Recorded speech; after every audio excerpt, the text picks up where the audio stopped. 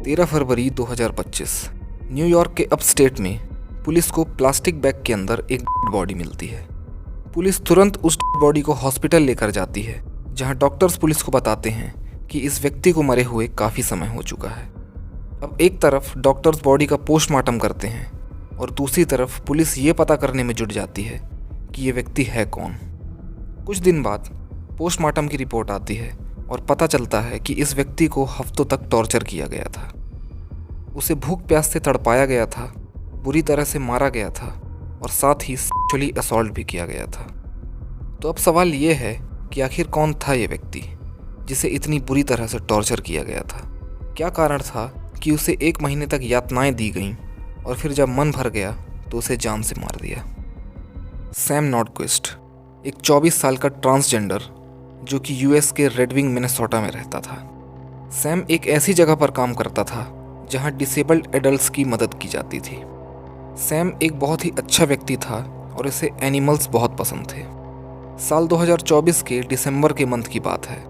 एक दिन सैम अपने घर पर था और अपने फ़ोन पर सोशल मीडिया यूज़ कर रहा था।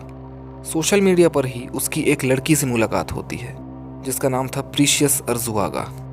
प्रीशियस की उम्र 38 साल थी और ये न्यूयॉर्क के जेनेवा में रहती थी। सैम और प्रीशियस सोशल मीडिया पर एक दूसरे से बात करने लगते हैं और धीरे धीरे इनकी दोस्ती काफ़ी गहरी हो जाती है। कुछ वक्त बाद ये दोनों एक दूसरे से मिलने का डिसाइड करते हैं। दोनों आपस में बात करके एक लोकेशन डिसाइड करते हैं। न्यूयॉर्क के होपवेल में पैटीज लॉज नाम का एक मोटेल था जिसे ये लोग मिलने के लिए बुक करने वाले थे। अब जैसा कि इन लोगों ने डिसाइड किया था, ये लोग पैटीज लॉज मोटेल को बुक कर लेते हैं और मिलने की डेट 1 जनवरी 2025 फाइनल कर लेते हैं। 1 जनवरी को सैम और प्रीशियस दोनों मिलते हैं और दिन भर एक दूसरे के साथ टाइम स्पेंड करते हैं। सब कुछ बिल्कुल नॉर्मल चल रहा था, पर सैम इस बात से बिल्कुल अनजान था कि प्रीशियस उससे मिलने अकेले नहीं आई है। ये कोई डेट नहीं थी बल्कि एक ट्रैप था। प्रीशियस के साथ 6 और लोग थे और इन लोगों ने सैम को फंसाने की पूरी प्लानिंग कर रखी थी। उसी दिन रात को ये लोग सैम को पकड़कर मोटेल में ही एक दूसरे कमरे में ले जाते हैं और उसे रस्सियों से बांध देते हैं और फिर शुरू होता है सैम को टॉर्चर करने का सिलसिला। ये सभी हर दिन सैम को डंडे और बेल्ट से पीटते हैं। उसे खाना और इवन पानी भी अच्छे से नहीं दे रहे थे।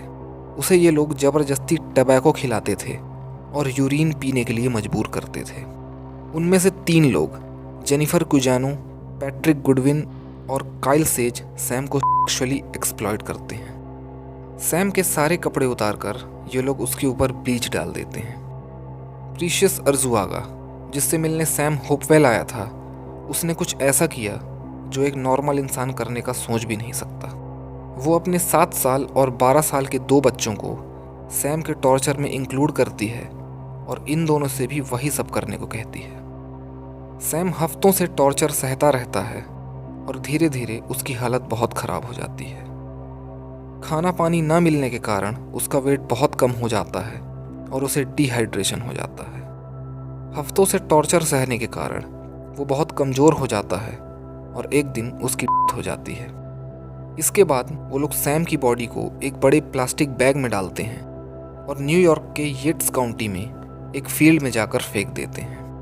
13 फरवरी को सैम की बॉडी मिलने के बाद पुलिस अपनी इन्वेस्टिगेशन शुरू करती है और कुछ ही दिनों में इन 7 को अरेस्ट कर लिया जाता है। प्रीशियस अर्जुआगा इस केस की prime suspect, Thomas Aves precious का बेटा, जेनिफर कुजानो, काइल सेज और पैट्रिक गुडविन वो तीनों जिन्होंने सैम को एक्सप्लॉइट किया था, एमिली मोटिका जो कि माइनर पार्टिसिपेंट थी और किम्बरली सोशिया जो इस टॉर्चर में इन सब के साथ थी।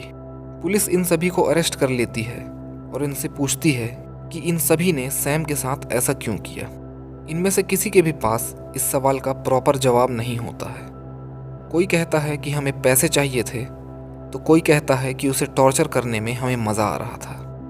पुलिस इन सभी 7 आरोपियों को डिटेन कर देती है और इन पर कार्रवाई की जाती है। ऑनलाइन किसी पर भी ट्रस्ट करना कितना घातक हो सकता है, आप इस केस को देखकर समझ सकते हैं। सैम ने ऑनलाइन मिली एक लड़की पर भरोसा कर लिया और उसे इसकी इतनी बड़ी कीमत चुकानी पड़ी।